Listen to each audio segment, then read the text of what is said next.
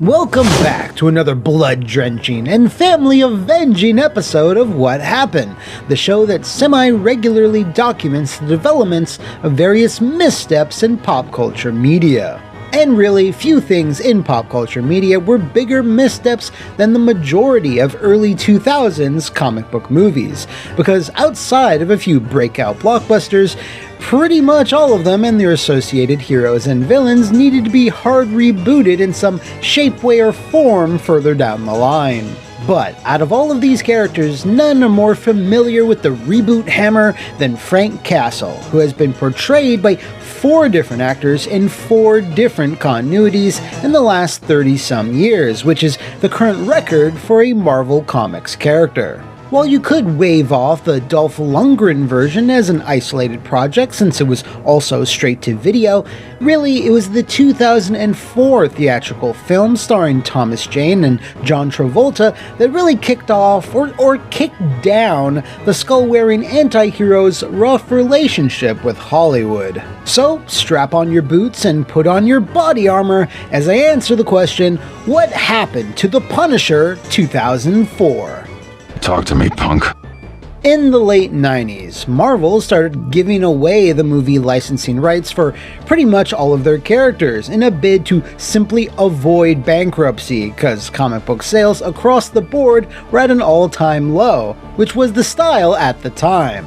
Blade was the earliest of these projects to come to fruition, and when that proved to be a small commercial hit, followed by the bigger success of X-Men in 2000, Marvel inked a giant deal with Artisan Entertainment to option 15 of their heroes for further cinematic and TV adaptations, which included some heavy hitters, like Captain America, Thor, Ant-Man, and Deadpool, which, sure turned out quite differently in the years to come.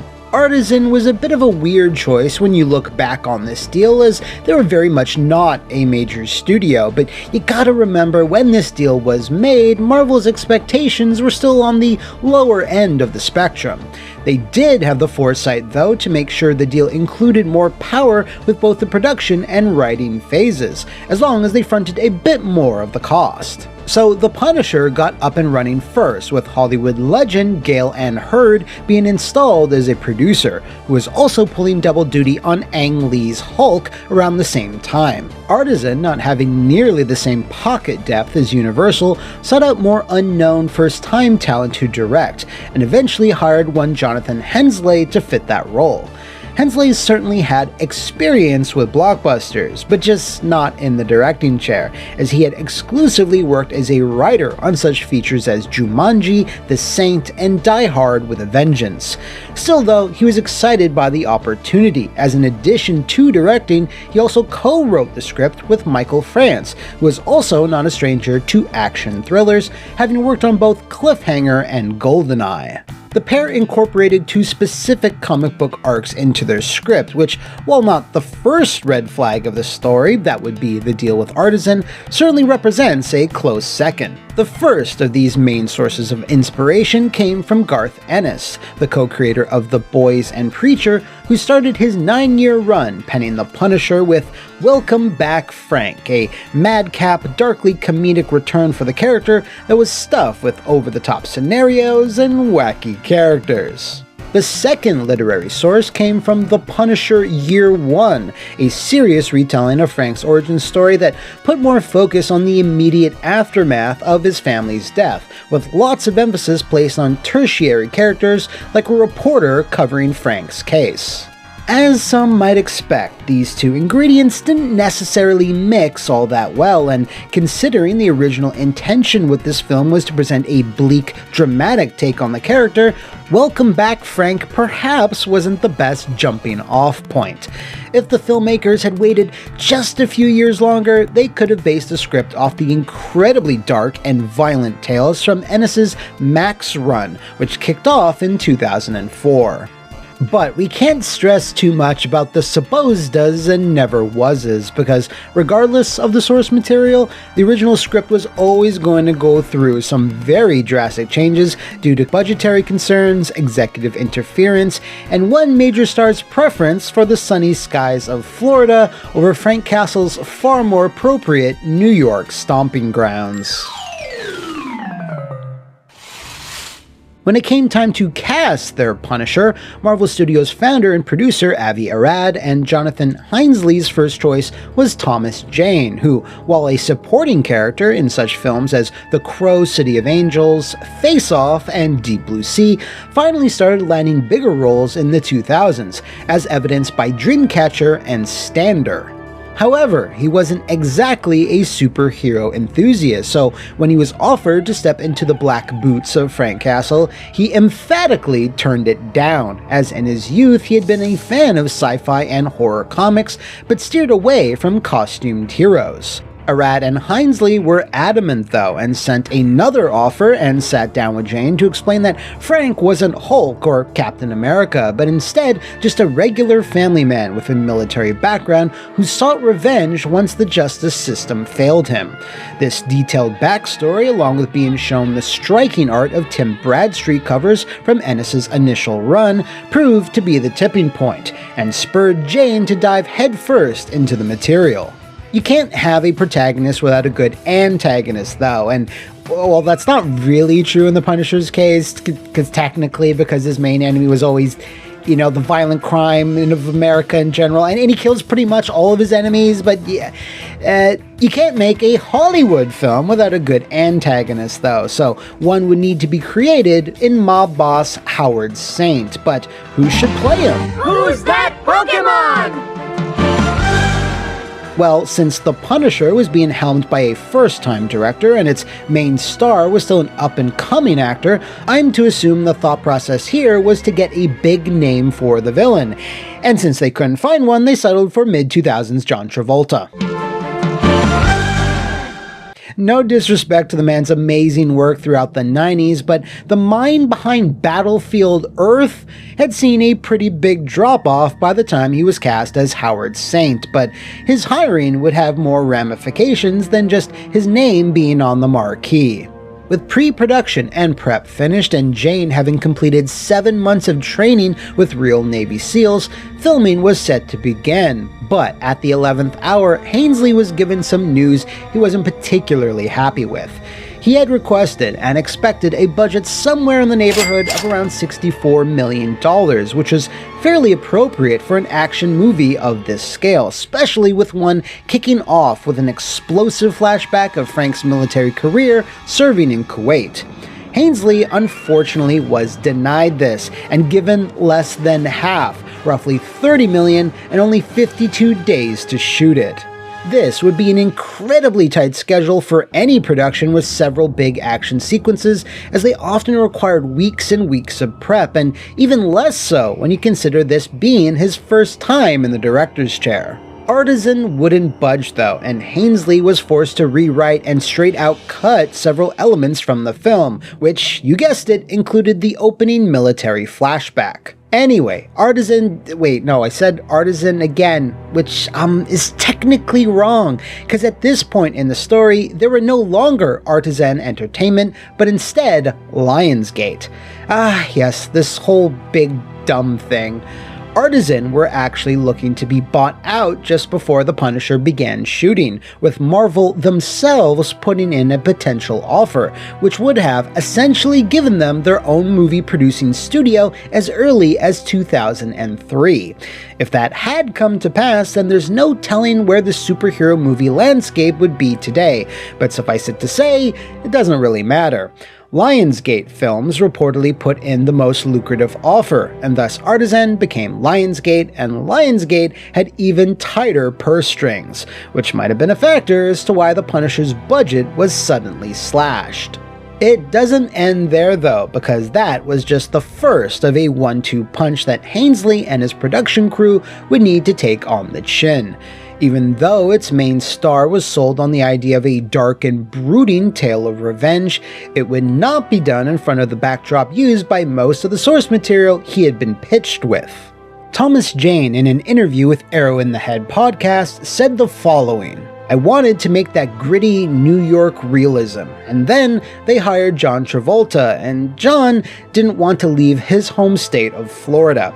So we had to change. This is after I already signed on the dotted line, and they're like, oh, it's gonna take place in Florida now, and Jesus Christ, what have I gotten myself into?" John Travolta didn't want to shoot too far. He's a pilot, so he's like, listen, we can shoot somewhere where I can kind of fly my plane to work every day, but I don't want to fly for too long. So we shot in Tampa because John Travolta was the bad guy. It should be noted, this contradicts statements from Michael France, who in an interview from 2008 said it was his idea to shoot in Florida, as it would help save a ton of money in the long run. But considering John Travolta is a licensed pilot and does own a massive home in the state, I wouldn't be surprised if the explanation from Jane is the more accurate, or less diplomatic one. But yeah, regardless of the true reason, two major components of The Punisher had to be changed before filming even got underway: a drastically reduced budget and a complete 180 in terms of shooting locations. Swapping out the dank alleys of New York, or a New York stand-in lieu of the palm trees of Florida, didn't sit quite right with Jane, and when production finally began, he could sense the film was already taking a different tone than he had envisioned. Jane revealed that he was constantly pushing for the director to keep the tone grounded as a gritty thriller, although that wouldn't exactly be easy given the amount of scenes lifted straight out of Welcome Back Frank, which constantly juxtaposed humor and absurdist violence. Jane's feelings were met with resistance from pretty much everyone else higher up the totem pole, from producers to executives who reasoned that dark and gritty comic book movies just wouldn't work, an opinion most likely formed in the wake of such hits as Spider-Man and X-Men. Jane said to Joe Blow that this mentality was due to Christopher Nolan's Batman Begins still being a few years out, because when it did release and became one of 2005's biggest smash hits, those perceptions within Hollywood quickly changed. Going back to that absurdist violence, I have to bring up the infamous fight between Frank and the Russian, a near superhuman heavy sent by Travolta, Saint, who is meant to put an end to Frank's one-man war against crime. This fight resulted in the biggest injury on set, as Jane was scripted to stab Naschy in the shoulder with a prop knife, only to mistakenly do so with a real knife meant for close-ups. A consummate professional, Nash no-sold it and acted out the spot as written, which is reportedly the take used in the final film. Jane profusely apologized, but by all accounts, the wound wasn't serious. Nash was stitched up and asked for a round of beers to be bought for him at the end of the day. Now that's a wrestler. Oh yeah, I got this. What a pittance. Even with the tight schedule, a lot of material was shot, and guess what? Much of it wasn't even included in the theatrical cut, or ever at all. While the film is indeed rated R, apparently the MPAA ordered several alterations to greatly tone down the overall level of violence, including the Russian fight, Frank's final assault against Saint's home. Pretty much every action set piece saw some significant cuts. One of the most interesting things to happen during this editing process, though, was a version of the film that had an almost non-existent score, which Jane spoke about in the Arrow in the Head interview. He had attended an advanced screening where the vast majority of music was not yet implemented, except the very last scene where Frank faces off against rascally old Howard. Jane recalls this having a profound impact on the entire tone of the film, making it feel unique and dreary, and when the music finally did kick in, it provided a massive emotional payoff. He felt this made for the superior cut, and that when the full score was eventually added, it made the final version feel more typical and even, rather than being a slow burn with an explosive end. For whatever reason, Lionsgate decided to release The Punisher, an action film where the protagonist swears revenge against those that destroyed his family, directly against Kill Bill Volume 2, an action film where the protagonist swears revenge against those that destroyed their family. Not surprisingly, The Bride sliced up Frank at the box office, scoring a $25 million opening weekend against Frank's lowly 13. In terms of lifetime worldwide numbers, The Punisher only managed to shoot up $54 million, which barely covered its initial cost and doesn't even take into account the marketing budget that went into it.